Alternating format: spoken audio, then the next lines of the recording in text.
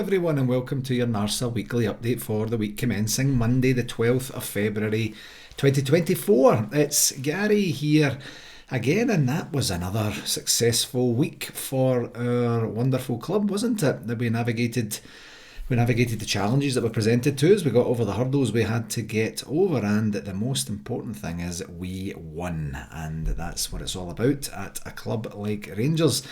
And do you know what? This really is the week that we've been waiting for, isn't it? I mean, who would have thought that back in mid-October, when Philippe Clement walked through the doors at Ibrox, that just within about 4 months, less than 4 months in fact, that we would have won our Europa League group, we would have won the League Cup, and we would be just 90 minutes away from being top of the table in our own right. It's just absolutely incredible what he's done, and all the while, kind of turning players that we thought were, I don't know what the polite word to use is, duds, maybe, I don't know, turning them into, contributors and really steadily building belief in the squad, belief in the club, quite frankly, and definitely with the support, which is something he's spoken about from the very, very beginning.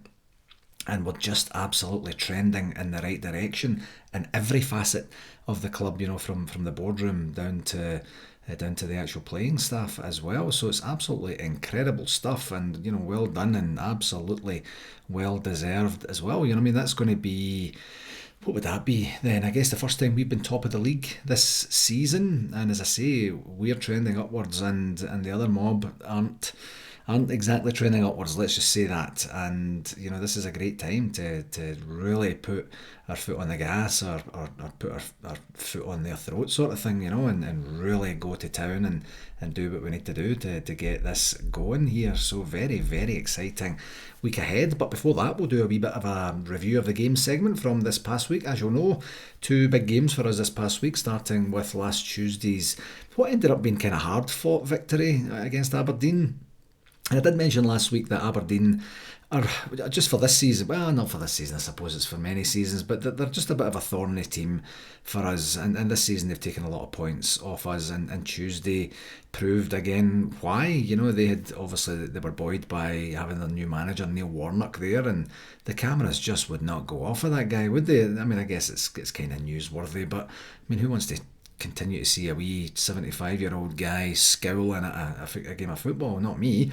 Anyway, but they have enjoyed success against us this season thus far, and we absolutely blew them away in the first half, and that was exactly what you want to see. In fact, that might have been our best half of the season, I think. Just the way that we went in and we just played football. And one of the big things that Rangers teams of the past, not under Philippe Clement, of course, but the previous 3 managers, quite frankly, we would always manage to get ourselves dragged down to the level that the opposition wanted us to be playing at, in a bit of a dogfight, and in a very, very physical battle, or whatever it was going to be.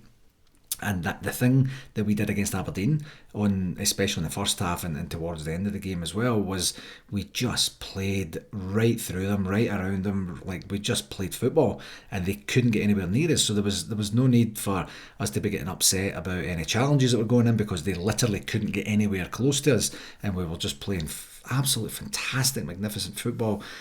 But of course, we just get the one early goal, and we're playing well. I mean, it wasn't bad, creating some chances and doing what we need to do. And then, of course, we go in at half time 1-1. It just, I mean, to going from the way we started, like a house on fire, and then Rabbi Matondo's great finish, and then it's one-way traffic. It's brilliant to watch, very, very exciting and entertaining, and and then we get Connor Goldson. I mean, like, the guy, I understand why he wouldn't quite be expecting the punt up the park, because the ball looked like it was going the opposite way, but literally just a big hoof up the park. Goldson gets caught, switches off just for that second when the speculative long ball comes in, and then their top man puts it away. And it's 1-1. Initially, the very, very first time I saw that, I was wondering why Jack Butland didn't come out. With the way the camera panned, you're just expecting to see him come out and head it at the outside of the area or something. But maybe he was caught kind of a little bit flat-footed by the speculative ball as well. So I don't know, that kind of flattened things a wee bit, certainly in the early stages of the second half, but then we just started to turn it back up, and I thought Todd Cantwell was absolutely brilliant last Tuesday night, and he slotted home, which turned out to be the winner in 72 minutes, and it's a great finish. It wasn't an easy finish for him to do what he did, but then, in the heat of the battle, in the heat of the game, it felt fraught and dangerous, and we were quite vocal in our stress management, and it was kind of tough, at the end, of course, because there's only one goal in it, and you just never know. This, not this Rangers team, but this club of ours have been known for capitulating or certainly losing goals later in games, but thankfully we didn't, and really and truly, if you watch the highlights back, that in the grand scheme of the game, we weren't really under much trouble at all. They had one wee chance, and they kept going on about a penalty and stuff like that for a potential handball on Conor Golson, which was never a potential handball in a million years. But they need something to talk about in the commentary studio, I guess. And just to that, I was watching it round at the Carey's house because Big Andy was here, Andy and Edna were here, and we were watching a version of Sky Sports. We turned it over to Sky Sports afterwards. I don't ask where they got Sky Sports from, but I've got a rough idea that it's not a legal means. Anyway, so we turned it back on, and they just couldn't stop talking about the potential penalty. And you've got Chris Sutton there just with his jibes and stuff like that. Chris, but it was kind of garbage TV, to be perfectly honest. I was expecting something better, but anyway, we were better than them all over the pitch, and we got the very well deserved and very hard fought 3 points. The positives from the game: the performance, the atmosphere in the stadium was like a European game, wasn't it? And of course the result. 2 different goal scorers. As I said earlier, I thought it was Todd Cantwell's best game of the season. We got a chance to rotate the squad a little bit again, and overall our heart, our endeavour, our desire, I thought was incredible. And I said last week that our next steps for us was to get in the lead in this league and see how they react, and that is now this week. That's now just a couple of days from now, and I can't wait. Negatives: the goal we lost was tough to take. It was absolutely garbage, and Connor should know better than that, and maybe Butland, I'm not 100% sure. I know we all love him, we all love Connor as well, but that was a garbage goal to lose. I'm going to talk about the referee and the referee watch, so I won't give him the time of day on the negatives part, but I think us not scoring more goals is starting to be a wee bit of a theme for us right now. I know I mentioned it last week, and I'm just hoping that with the introduction of the new signings that we'll start to win these games by bigger margins to allow us to relax and to enjoy the game, and certainly the closing stages of the games a wee bit more. So that's we need to start scoring more. I think is probably the key theme of that. In terms of the stats, we had 75% possession, we had 14 shots on goal, 7 on target versus their 7 shots on goal and 4 on target. So it certainly dominated possession, and the chances, they had more chances than you would kind of think, I guess. Anyway, on to the referee watch. Don Robertson had a quite an unspectacular first half. Quite honestly, and I think it's more so because we were just so much in control. We're playing so much fluid football. We didn't really give him much of a chance to manage the game. We didn't need him to manage the game. And then the second, he had a second half to forget, didn't he? Firstly, he only books their striker Duke for a flailing arm or flailing elbow challenge on Conor Golson. You see these being red cards all day, every day, in any other game, in any other league, and for whatever reason he has a perfect view of it, and so, but there's a conversation. I understand that there's a conversation of whether it merits a red or a not. It's not completely blatant, fair enough. I thought it was red, but I'm kind of biased, and he had a clear view of it. So that's the key part here, and that he decided it was a yellow card, and I guess VAR decided he didn't need to go and have a second look at it. So that's fair enough. Then what was it? Not even a minute later, Dujon Sterling is racing away. Duke kind of falls. I can't actually remember what happened to get him to fall. And then he just basically rugby tackled, or just grabbed Sterling's ankles and brought him down. And Don Robertson lets play go on, and the play kind of comes to nothing. No real chances of shot and goal or anything like that. and then he decides not to do anything about the blatant bookable offence, which would have been his second booking, which would have been then down to 10 men.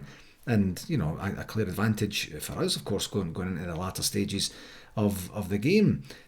So then what he does is, by doing that, or by not doing that, I guess is probably the best way to say it, he leaves one of their best strikers on after 2 clear cardable offences in the space of a minute or so. It's just madness. Madness at best, and cheating at worst, or maybe somewhere in the middle is just gross incompetence.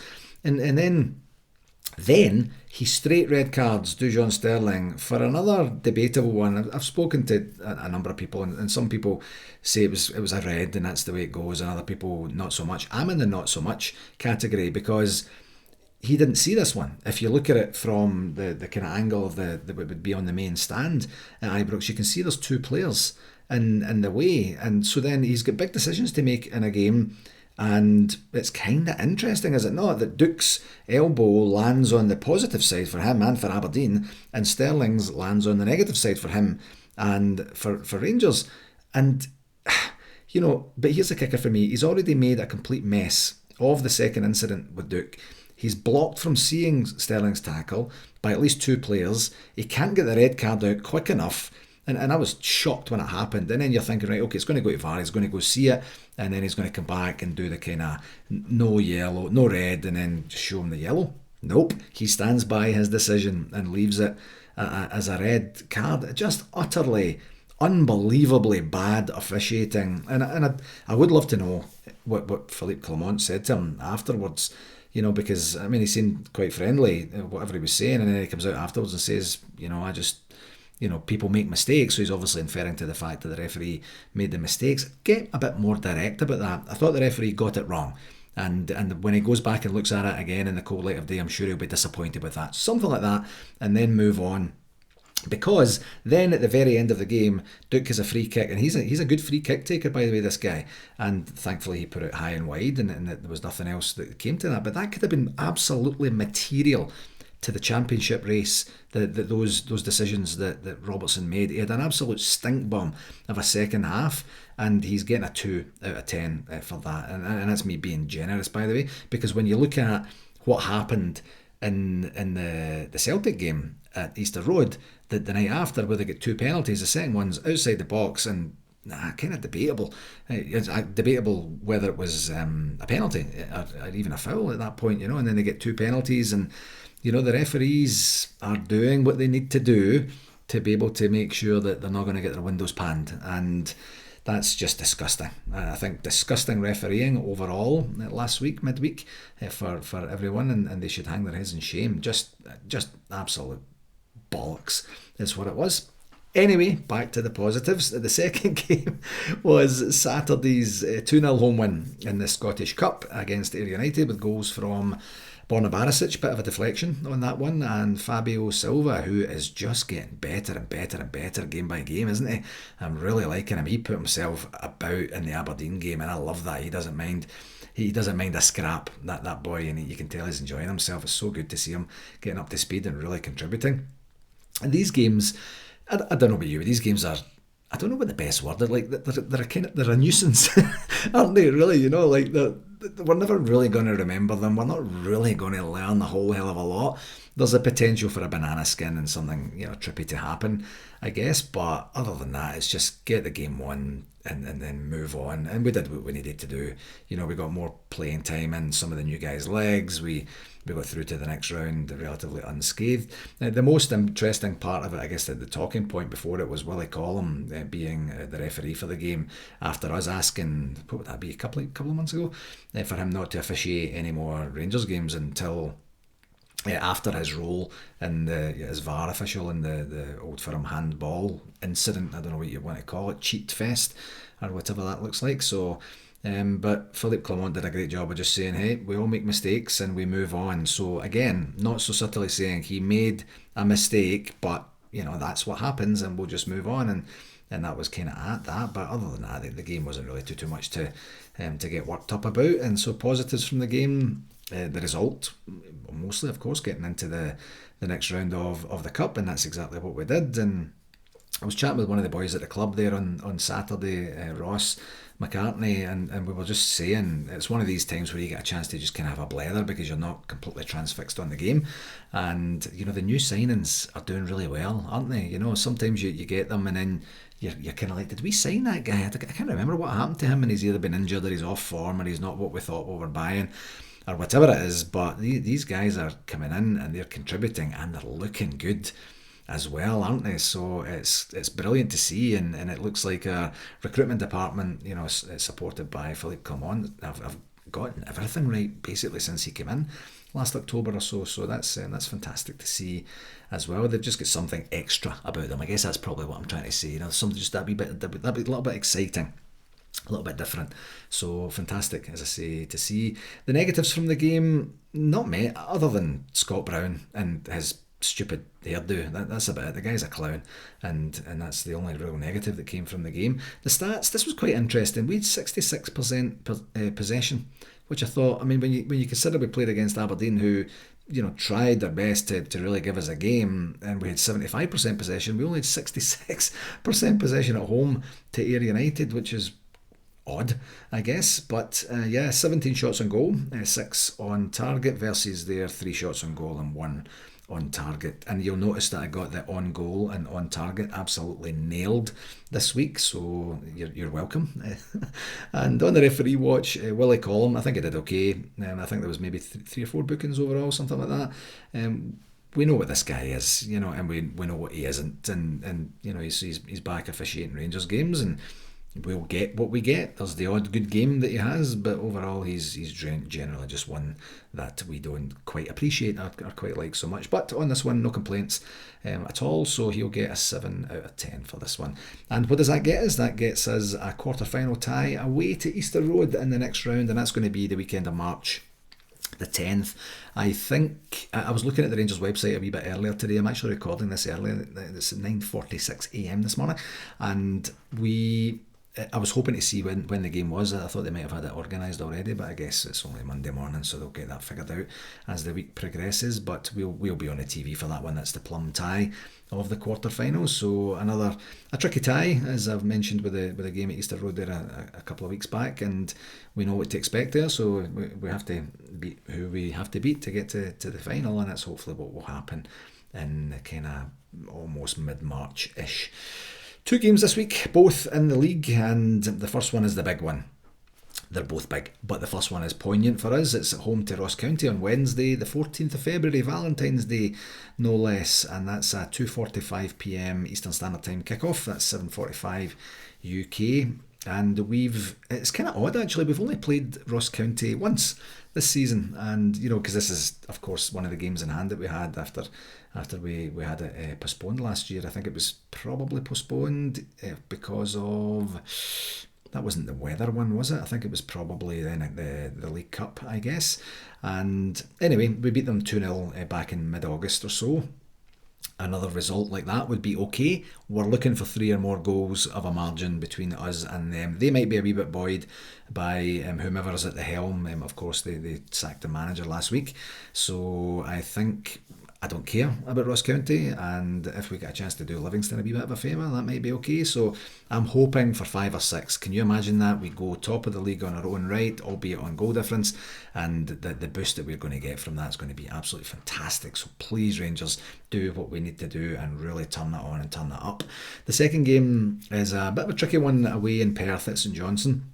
And that's on Sunday the 18th of February, and that's a 7am Eastern Standard Time kickoff, noon in the UK. Bit of an early one for us here over in Calgary. That's 5am for us, and we've had 2-0 results against them this season. The first one was away in mid-September, and that was goals from Danilo and Rabbi Matondo, and then the second one in mid-December was 2-0 at Ibrox, and that was goals from Dessers and Tav. So I would take any one of those results. 2-0 or 2-0, yes please, away from home, that would be alright. A clean sheet and a couple of goals would be great. So yeah, big week in the league for us, and that's really going to help shape the rest of our season. So please do what you need to do, Rangers. For RTV, never heard anything, certainly never heard anything from Vancouver Downtown, which I'm hoping no news is good news. There was a wee bit of a login challenge with the boys and girls over in Cambridge, but they got that sorted just before kick-off, in fact, so I don't know if that was a local issue or there was just something funky happening with their instance of RTV, but all's well that ends well, and they got what they needed. So other than that, I think it was good shooting.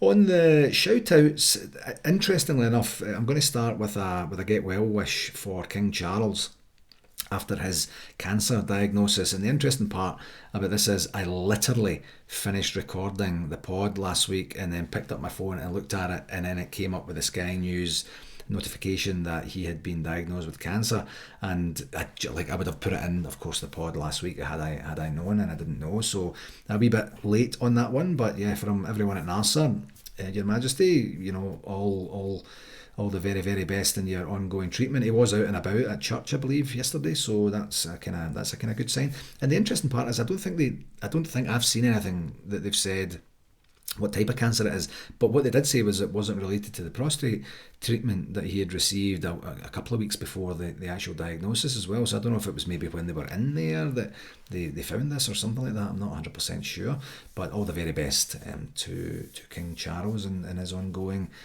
treatment and ultimate recovery. On the second one, I just wanted to, I don't know if this is maybe I should have put it in the communications, but I've got it in the shout-outs for this week, and it was just that Rangers, Aberdeen, Livingston, Motherwell, St Johnstone and St Mirren banding together to basically voice their concerns at the impartiality or the process that was kind of not followed by the SPFL governance review, and then the chairman of Stenhousemuir kind of weighed in afterwards too. And it's one of these interesting things because the SPFL came back out afterwards and said, well, there's factual inaccuracies in what you said, and we've addressed that with the clubs. I don't know. I think one of these things is if you've got member clubs that are coming out and they're saying, look, we're very concerned about this, I think the first thing that you don't do is get petulant and bite back with, well, this is a fact and that's inaccurate and that's not. Like, thank you very much for voicing your concerns. I'm sorry it had to go public. That's information in and of itself, and we will work closely with all of our member clubs, including these 6 or I guess it was 7, with Stenhousemuir saying their part as well, and just move on and use it as a learning. That doesn't seem to be what the SPFL have any skill set in whatsoever, which is obviously one of the challenges that the member clubs are having. And I'm very much people can put up with anything. People can put up with almost anything, as long as they know. So if you come out and say, this is exactly what happened, this is what we're doing about it, this is where it's going, this is what the process is going to be that we're going to follow, and just be completely transparent, people will say, even if they don't agree with it, by the way, that's okay if they don't. At least they know, and you go, right, okay, that's fine. But our governing bodies in Scotland just don't have it in them at all, and there's just a level of arrogance and it's kind of incestuous the way that these organisations are structured to be the benefit of essentially one club in the country, and it's definitely not Rangers. So it'll be interesting to see how that one kind of rolls itself out over the next wee while, but we'll see. But yeah, good for the clubs for banding together and doing that.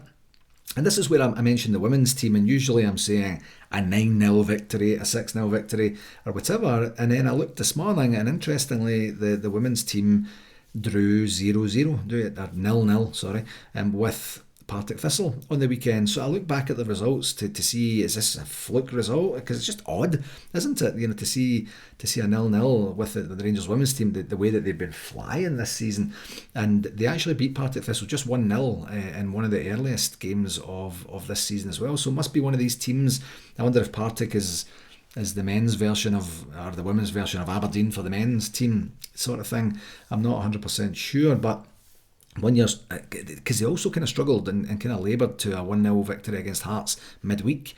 So I just want, please don't be this being the start of the slide towards the real genuine business end of the season, because the big one is next, which is the Old Firm game on Sunday, and they're only 4 points ahead of Celtic at the top. So if Celtic were to get a result in that game, then it's only 1 point ahead. Now it's still ahead, I get that, but But as I mentioned earlier, we're trending on the men's side in the right direction. You don't want the women's team to be trending in the wrong direction. So I don't know, maybe it's one of these games where they just had their eye on the prize, and the prize being the Old Firm game next week. But just an odd result. It would have been great to have got the victory there. And I didn't hear anything that happened in the game or anything like that, so I can't give you a match report or anything.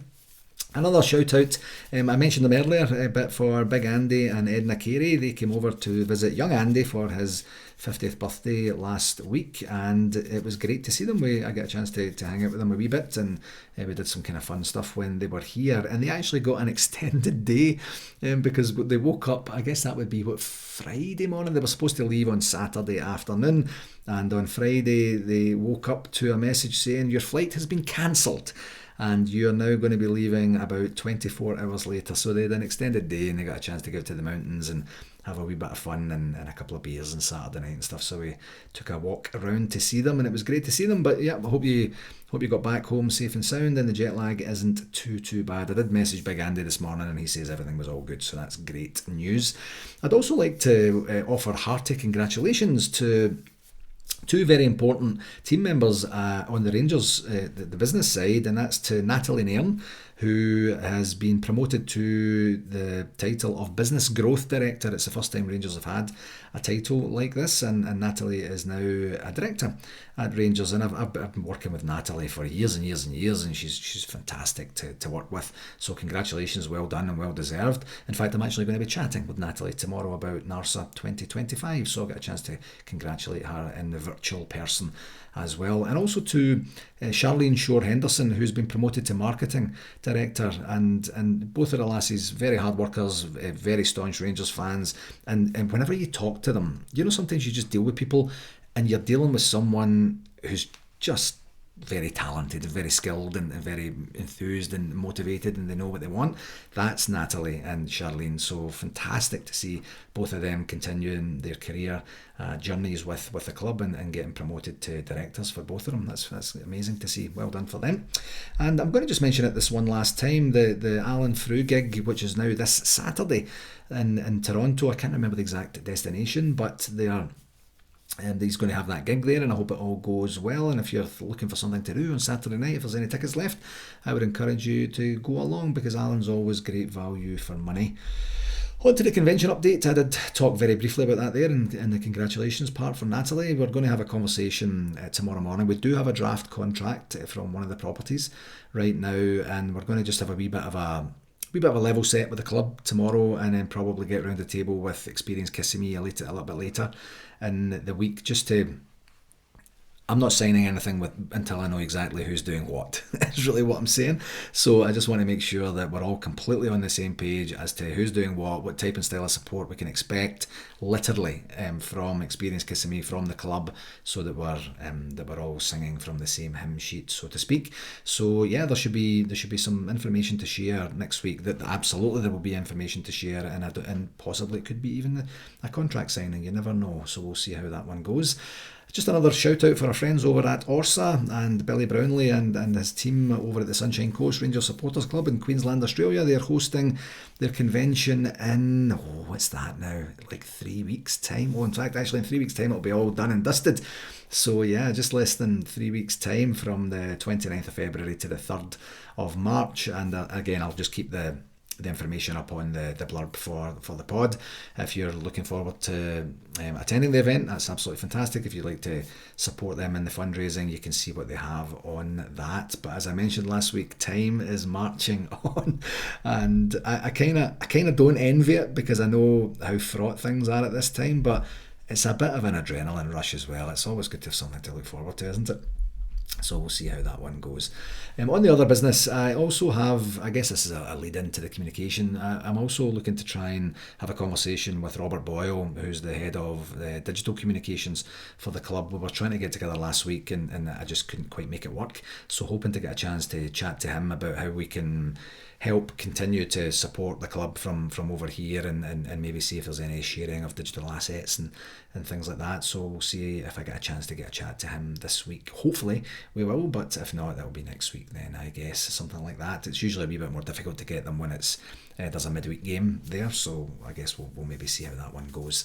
On to the communications proper. We have the Gers guide for this week, and today we have the Inside Ibrox part for the Air game, and then there's also a loan review that's up on the website. And the reason I mention that is that Sam Lammers is doing quite well over at Utrecht, and he scored a goal and got an assist in I think it was a 4-0 victory and on the weekend there. So hopefully this is what the big man needs to be able to get himself back on contributing, back on enjoying his football, and you never know, there might be a player in there and he might come back and be able to do it, or at the very least we have a wee bit more assets to market if we're looking to move him on to another club. And Yanis Hadji was also mentioned there. He came on as a sub in I think it was a 1-1 draw with I can't even remember who it was, but they're playing Real Betis this week, so it's good to see him getting some game time there. Tomorrow, Tuesday, will be the press conference for Ross County. Wednesday will be the Ross County game, and there's also an interview with Cyril Dessers going to drop on RTV on Wednesday, and an interview with Joe Potter, the women's manager, in advance of the Old Firm game on the weekend. Thursday there is an RTV interview with Rio Hardy, and again just in preparations for the Old Firm game on Sunday. And Friday there's a press conference for the St Johnstone game. Saturday there's some other bits and pieces. Sunday the St Johnstone game itself, and then the Old Firm game. And the Old Firm game this time they seem to have got it right. You probably know that it's at Ibrox and you can get a chance to go along, and I think the tickets were like £1 or something like that, so very, very cost effective, and it's very exciting on the women's side, so hopefully they get a really good crowd there. And that's a 3:10 PM kickoff in the UK on that. So the good news is that the Rangers men's team game will be done and dusted, and so if you want to be able to do both, if you're in Perth, it would be a bit difficult, I guess, to get to Ibrox for 3:10, but if you're watching it on the game, which a lot of fans will be, you've got an opportunity to go along and see it at Ibrox too, so that would be great. Another part of the communications, we did get contacted by Ian Greer last week, and with a wee bit of help to promote the first ever International Coaches Convention that the Rangers are hosting, and that's next month. That's on the 27th of March, from the 27th to the 31st of March, and they did enjoy some success with the online version, so that they're now just taking that up a level and doing it in person. What I'm going to do is there's a YouTube clip that gives an idea of what it is you can expect when you're there. Very well done, actually. I enjoyed watching that, and it's a 5-day event to go and work alongside some great coaches, see how they do it, see what an elite football club looks like on the inside, and it's only £495 for the 5-day coaching there. There's going to be a 3-day package that's offered for Wednesday to Friday, and then I believe there's going to be individual day passes that will be coming in the coming weeks too. So I guess they're just kind of going on the kind of 5-day thing and that's what we do from a NARSA convention perspective too. So it's a good idea, but it's a great thing to be able to do an international coaches convention from the 27th of March to the 31st of March. So that's a fantastic. So congratulations to them, and I'll keep mentioning this each week until we get to the event. And hopefully, if you've got any questions on that, please by all means get in touch, and I can put you in touch with Ian, and he will give you what you need. Also noted that the Fans Advisory Board had one of their inaugural meeting, or certainly their first main meeting last week, and the notes were published, and I'll put a link to the notes in the blurb for the pod tonight too, and you get a chance to read it. And what they've got, the Fans Advisory Board, they've got 5 key areas of focus. The first one is My Gers, then inclusion, then safe standing or singing section. Number 4 is the Ibrox experience, and number 5 is Rangers heritage. And they have their next meeting scheduled for the 4th of March. But you had James Bisgrove, you had all the heavy hitters there from the club, which was great, and it seems to be a really positive step to inaugurate and then continue dialogue with fans representation there, and I think I think it can only be a good thing, can't it, for the club. You'll remember I've talked about this before, but we tried this about, I think it was 10 years ago, I think it was 2014, and it just wasn't the right time. We tried our best, but the club was in such turmoil and upheaval at the time. It was only a couple of years after the administration event and all the hilarity is I know that's not the right word, by the way, that went along with that. So it's good to see that they're doing the right thing, and it's just it's going to hopefully gain some momentum and move forward. So you can take a look at the notes if you're into that sort of thing and see what you think. But yeah, it was good. And just on the Ibrox experience part, I also noticed that the club are now opening the Gordon Ramsay restaurant not on non-match days too, to give people an opportunity to go up and enjoy the fare up there. And I also noticed that they did a special event with Mr. Singh's food available in one of the areas at Ibrox. I believe that was for the game. I think it was for the game. Now forgive me if it's not for the game. I just kind of glanced over it. But there's obviously a lot of connection between Mr. Singh's and Rangers players and management staff over the years, and for them to be able to bring their stuff in to Ibrox now and provide a Mr. Singh's experience as you're enjoying your Rangers experience is so novel. It's a brilliant idea, and I don't know who came up with it,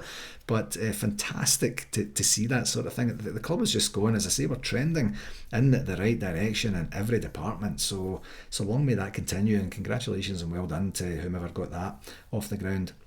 I also just did want to mention again if you can organise a birthday card for Ian McMillan, who's going to be 93 in March, that would be great. And I'll put the details in the blurb, and you can just post it off to Ian McMillan, who's the secretary of the Rangers Supporters Erskine Appeal, and that's the details. The address and stuff will be there as well. I don't need to mention the address again for this week.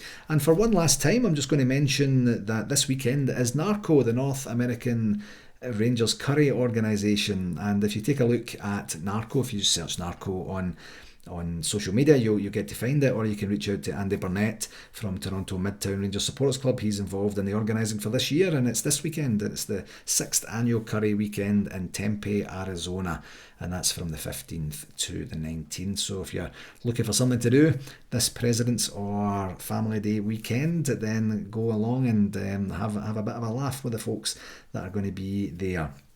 I also did want to mention, and I need to actually do something about that this week, is to organise what we're going to do with David Holmes and get the interview organised. I'll maybe try and reach out to Lynn today if I can and get an opportunity to figure out what's going to be best for them. I think we'll just do the interview on our own, and I'll maybe just canvass the membership to see if there's any specific questions that they would like to have asked, as I mentioned that last week. Okie dokie, my friends. I didn't realise it was going to be quite as long this week, but that will do it for this week. As always, I'd like to take this opportunity to thank you very, very much for taking the time to listen. Please do pass it on to whomever you think might enjoy it. And until next week, here's to going top of the league and continuing our fantastic run of form and our fantastic results and getting our just rewards. Until next week, folks, take care of yourself, and I'll chat to you again then. Take care now. Bye-bye.